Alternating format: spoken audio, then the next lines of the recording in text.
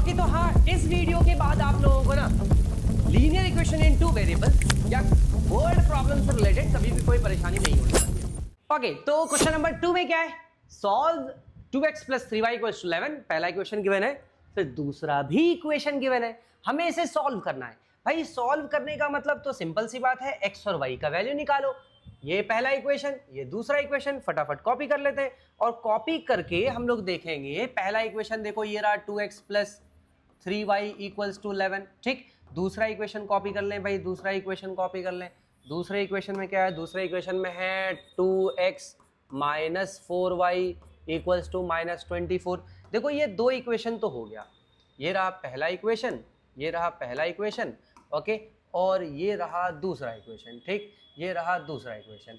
इन दोनों इक्वेशन को कर लिया हम लोगों ने कॉपी। ठीक, अब इन दो इक्वेशन को सॉल्व करके x और y का भी वैल्यू निकाल लेंगे। किस मेथड से बोला है? Substitution method. कोई मेथड नहीं बोला, चलो सब्स्टिट्यूशन मेथड ही इस्तेमाल कर लेंगे। ठीक है, सब्स्टिट्यूशन मेथड यूज कर लेंगे और x और y का वैल्यू सॉल्व कर लेंगे। उसके बाद क्या? उसके बाद हमें यहां पे बोला गया है m का वैल्यू निकालो और एक इक्वेशन और गिवन है। ले, लेकिन अच्छी बात यह है कि इस इक्वेशन में आप देखो x और y है जो हम इधर निकाल चुके होंगे, उस x और y के वैल्यू को इधर पुट करेंगे और m का वैल्यू आएगा। ले, आगे कंफ्यूज नहीं करते हैं, सॉल्व करते हैं। चलो देखो, पहला इक्वेशन है, दूसरा इक्वेशन है, दोनों से x और y आ सकता है, सब्स्टिट्यूशन मेथड से आ सकता है, निकालते हैं पहले। ठीक, तो एज दी आदत गोज ऑन, पहले हम लोग फर्स्ट इक्वेशन सेलेक्ट करेंगे, उससे x डिराइव करेंगे। ठीक, तो ये रहा 2x, इस 3y को इधर ले आएंगे, क्या हो जाएगा भाई? ये रहा 11, ये प्लस 3y इधर आकर हो जाएगा -3y। यहाँ से x डिराइव करना है भाई, ये 2 मल्टीप्लाई में, इधर आकर क्या हो जाएगा? डिवाइड में हो जाएगा, ये कर दिया डिवाइड में। ठीक, चलो हम लोगों ने x का वैल्यू बढ़िया तरीके से हम लोगों ने x के वैल्यू को निकाल लिया। ठीक, x का वैल्यू आ गया। अब यहां से हम लोग क्या करते हैं? x के वैल्यू को इधर पुट करते हैं, सब्स्टिट्यूट करते हैं। भाई x का वैल्यू क्या है? ये रहा 2, x की जगह क्या लिखेंगे? 11 - 3y/ 2। चलो ये रहा 2 और x की जगह हमने इसे पुट कर दिया, ये रहा -4y, 4y को 4/y 4y/1 लिख देते हैं, इक्वल्स टू -24। भाई ऐसा है।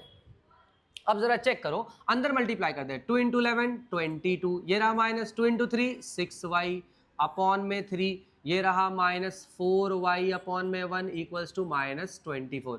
3 और 1 का एलसीएम तो भाई 3 आ जाएगा, ये 1 टाइम्स, तो यही ऊपर न्यूमरेटर में जो है वही सेम आ जाएगा। ये रहा -1 3 टाइम्स, 1 कितने टाइम्स? 3 टाइम्स। उस 3 को क्या करना होता है? न्यूमरेटर से मल्टीप्लाई करना होता है। 3 4 ज़ा 12y इक्वल्स टू -24। सिंपल।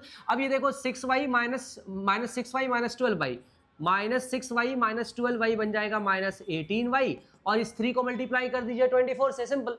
कितना आ जाएगा भाई? कितना आ जाएगा? 72 -72। ओके, -72।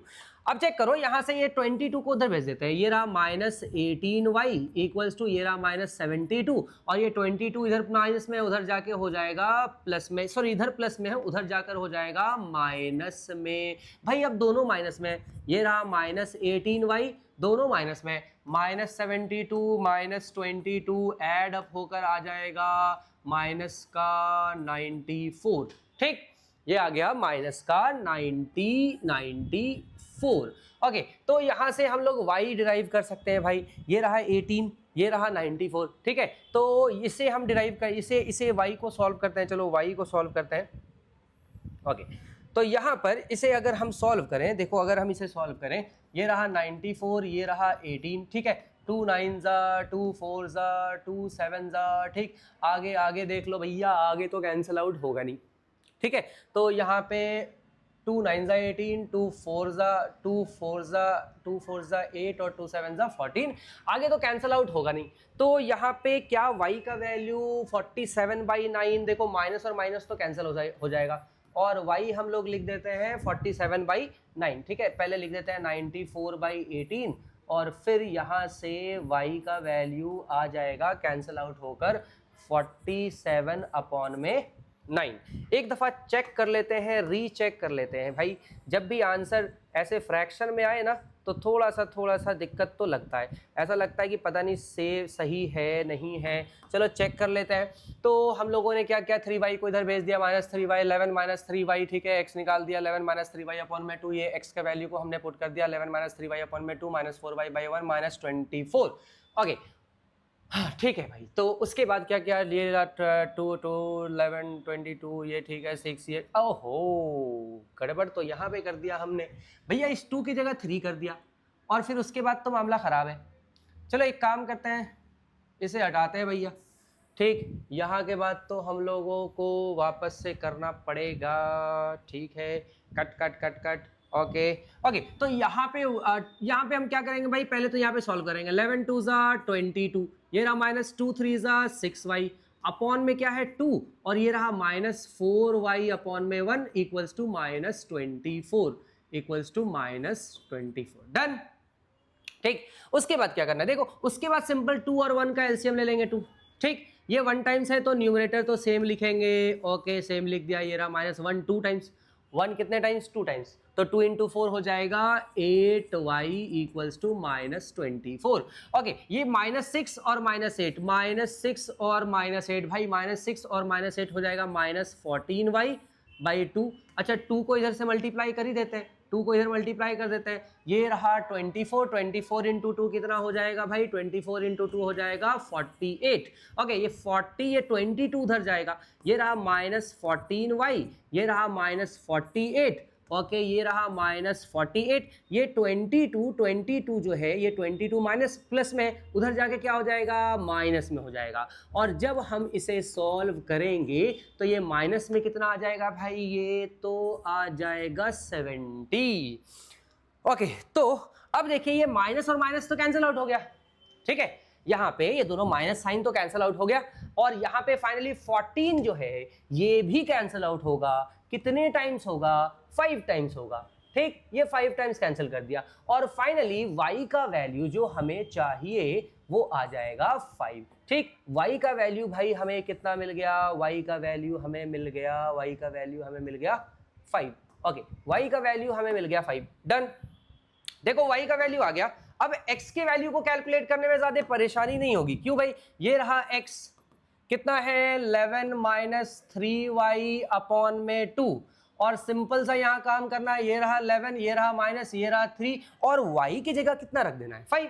ये रहा 11, ये रहा माइनस, ये रहा 3 और y की जगह रख देना है 5 बाई 2। ओके, तो ये रहा x, ये कितना आ जाएगा 11 माइनस 15 बाई 2 जो कि x आ जाएगा माइनस 4, एनफ 11 माइनस 15 ये आ जाएगा माइनस 4 और अपॉन में 2 कर देंगे। x का वैल्यू कितना आ गया भाई, x का वैल्यू आ गया माइनस 2। ओके, यहाँ पर आप देखो, यहाँ पे आप देखो x का वैल्यू हमें मिल गया माइनस 2। डन, ओके, तो हमने x का वैल्यू माइनस 2 और y का वैल्यू x का वैल्यू माइनस 2 और y का वैल्यू निकाल लिया हम लोगों ने 5, ठीक। तो ये हमारा हो गया क्वेश्चन नंबर 2। लेकिन अभी हम लोगों ने सिर्फ x और y का वैल्यू निकाला है। अभी हम लोगों ने सिर्फ क्या निकाला, अभी हम लोगों ने सिर्फ और सिर्फ निकाला x और y का वैल्यू। x का वैल्यू माइनस 2, y का वैल्यू 5। देखो भाई x का वैल्यू माइनस 2 और y का वैल्यू कितना हो गया 5। अब हमें क्या करना है, हमें find the value of m, हमें m का वैल्यू चाहिए और किसके लिए, for which y equals to mx plus 3। तो भाई ये तो इक्वेशन एक गिवन है। अब y का वैल्यू हमें पता है 5, तो y की जगह 5 लिख दो, इक्वल्स टू m हमें निकालना है, x मालूम है 2 और ये रहा प्लस 3। अब देखो ये रहा 5, ये हो जाएगा माइनस 2m प्लस 3। अब हमें यहाँ पे m का वैल्यू चाहिए भाई, m का वैल्यू चाहिए। तो एक काम करते हैं ना, इस 2m को इधर ले आते हैं, 5 को उधर भेज देते हैं, तो ये बन जाएगा, ये माइनस 2m इधर आएगा, 2m बन जाएगा, ये रहा 3, ये 5 उधर जाएगा, माइनस 5 बन जाएगा, 2m आ गया माइनस 2 और 2 से 2 कैंसिल आउट हो जाएगा 1 टाइम्स, m आ जाएगा माइनस 1। ओके, तो यहाँ पे हम लोगों ने क्या निकाल लिया, यहाँ पे हम लोगों ने निकाल लिया m का वैल्यू माइनस 1, ठीक। तो हम लोगों ने कुछ नहीं किया, हम लोगों ने सिर्फ और सिर्फ क्या किया भाई, हम लोगों ने सिर्फ और सिर्फ ये जो x और y का वैल्यू है ना, ये जो x और y का वैल्यू है, इस x और y के वैल्यू को हमने इस इक्वेशन में पुट कर दिया। y का वैल्यू 5 है, x का वैल्यू माइनस 2 है, रख के सॉल्व कर लिया, m का वैल्यू आ गया माइनस 2। चलो ये सेकंड क्वेश्चन हमारा हो गया सॉल्व कंप्लीट। बढ़ते हैं हम लोग अपने नेक्स्ट क्वेश्चन की तरफ, क्वेश्चन नंबर 3 की तरफ।